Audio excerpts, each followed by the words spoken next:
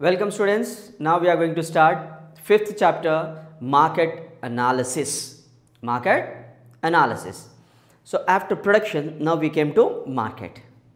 So market is a common word in our day-to-day life we use. But what is market and what is the relationship of this market with economics we are going to study. Market is one of the most important word as well as area in economics, because all economic activities takes place in market, isn't it? So now what is the meaning of market we are going to see. So that is, market in general is understood as a place where goods and services are sold and purchased.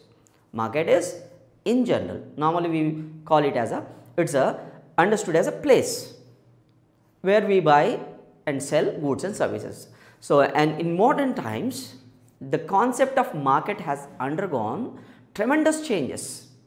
Commonly, the word market is used to denote places like a vegetable market, fruit market, bullion market, share market, like this. So, nowadays we come across this word market many times in our day-to-day life. So, now it is possible to, however, in modern days, a person does not need to go to a market to purchase or sell goods, isn't it? Yeah. Nowadays, we need not to go to particular physical place to buy goods or services. We can buy wherever we are. So that's what we are I'm going to explain you now. So now it is possible to sell or purchase a good without going to market due to internet and other modern communications facilities. See now, just open phone, get into online app, e-commerce, for example, Flipkart or Amazon or eBay. Many e-commerce portals are available nowadays. Just with a click, we can order goods and immediately we'll get them. Swiggy, we are ordering food. Zomato, we are ordering food, and other many apps. For groceries, there are different apps. For clothes, different apps. So from different places or different applications, internet applications, we are purchasing goods from our house itself.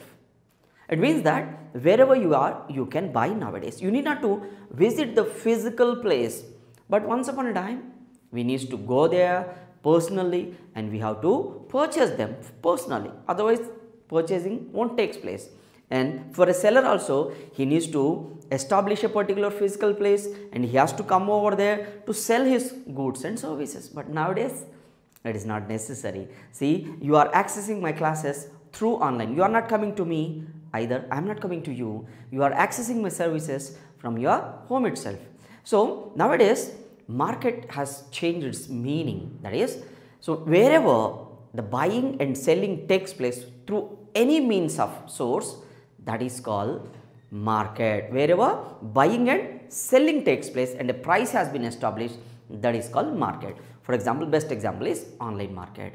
So we can observe that people are placing order for goods through telephones, isn't it? We can just make a call and we can order pizza, or mobile phones and other internet facilities from distant places. So nowadays the normal meaning for market has changed.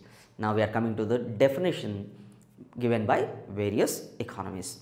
So Edwards defined market as a mechanism by which buyers and sellers are bought together. It's a mechanism by which buyers and sellers bought together. That is called market. See, with the means of this mobile apps or internet apps, buyers and sellers are bought together. Therefore, it is a online market. We are using that word online market.